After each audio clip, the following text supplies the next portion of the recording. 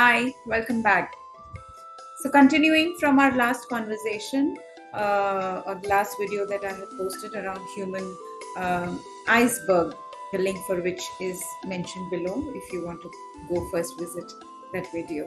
So, continuing that talk on human iceberg, let's today, understand this with an example. Yeah. So, I was just reminded of my recent conversation with one of my coaches.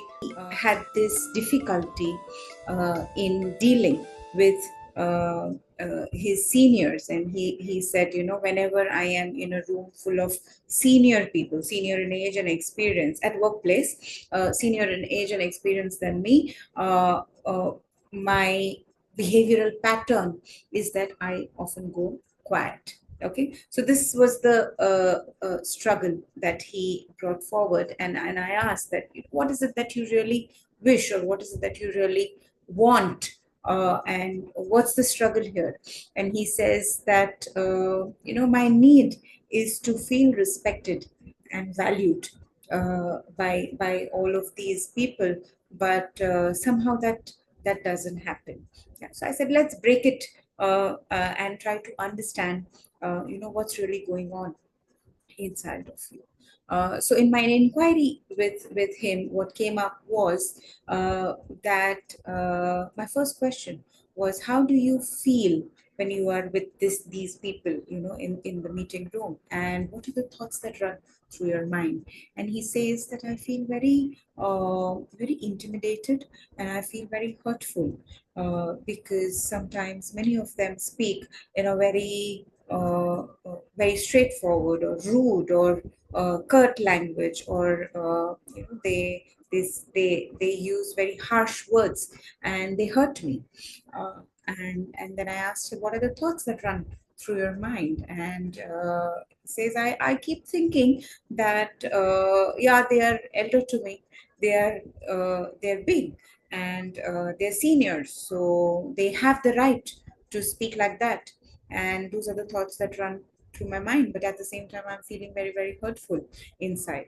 I said, okay, let's take it slow. What is your belief which says that they are seniors and they can talk to you like this?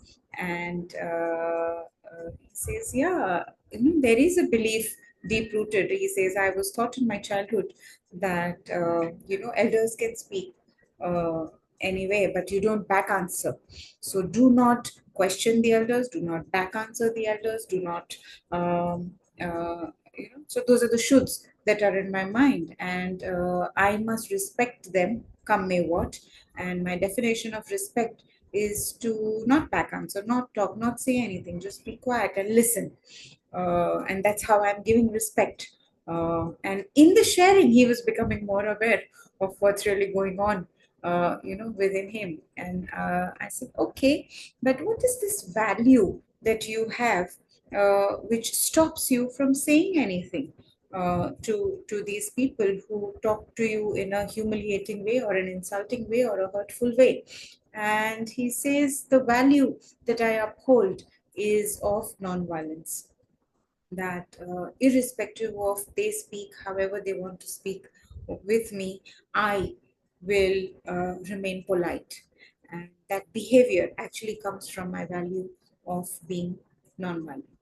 And then my question to him was, what about the violence that goes on inside of you? While in the outside you're choosing to be nonviolent and remain polite, but there is a lot of inner fight and inner disturbance that is going on. And he said, yes, that happens. I said, okay, let's take one more level deeper. And I said, what are your fears with these people? He says, my fear is if I confront them, or if I say something to them, they may not love me, or they may not accept me, or they may not approve of my behavior. And uh, so I said, okay, then maybe your need is for love and acceptance also. While you have a need to be respected or feel valued with these people, you also have a need to feel accepted and loved, and belong there. Or he says, yes. I said, seems like two needs inside of you are clashing, and the behavior that you are choosing be, is tilted towards the need of love and acceptance, is more driven by the value of non-violence, and somewhere this inner should that you have built, or a conditioning that you have built for yourself, that one does not speak back with people who are senior in age to you. And he said yes, and I said okay, if you have to replace the belief or a value with another uh, value or a belief which is more functional for you, because right now it seems like this behavior of going quiet or withdrawing, it's not very functional. Why is it not very functional? Because it's not getting you what you want at the end of the day. And he says yes, you're right, that maybe I need to make an inner shift in my own understanding. So I said, what is the value or the belief that you will add or integrate with yourself, which will help you bring in a more functional behavior, and which will help you resolve uh, the unpleasant feeling that you are experiencing as a pattern again and again, because the same thing keeps repeating. So I said, yes, let me think about it. And then after a while, he came up, I want to anchor now into the belief that I am an adult and we all are equal. We may have uh, uh, differences in terms of our role. There is a hierarchy, and there's a role that each one is taking up, and that role may have an up and down. But as humans, we are all equal.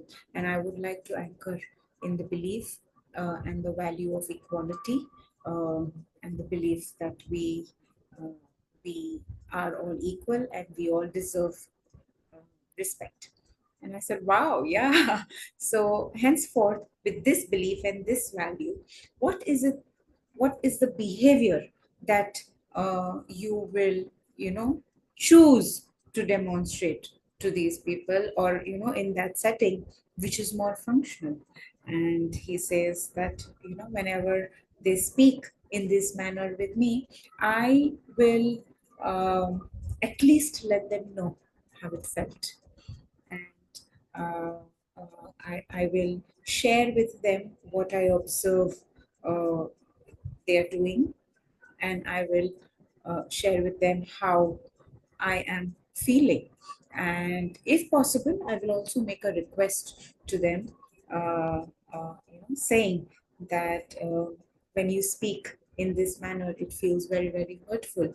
And may I request you to not use these words in my conversation? And I said, wow, that might turn out to be functional. As functional behavior, and break your own behavioral pattern, which is not serving you anymore. And he was totally happy. So going down and breaking it, or reflecting within yourself that, okay, if I'm behaving in this way, where is it really coming from? If an X person is behaving in this way, where is it coming from? If we do that little exercise, and then consciously choose our behavior, I think we can engage much better. The trouble usually when we are with other people is there is this me versus you, my needs versus your needs, my beliefs versus your beliefs, my values versus your values. How does one tackle that? Otherwise, the icebergs are going to clash with each other. So, in our next video, we'll be covering that up. Stay tuned. Thank you. Bye bye.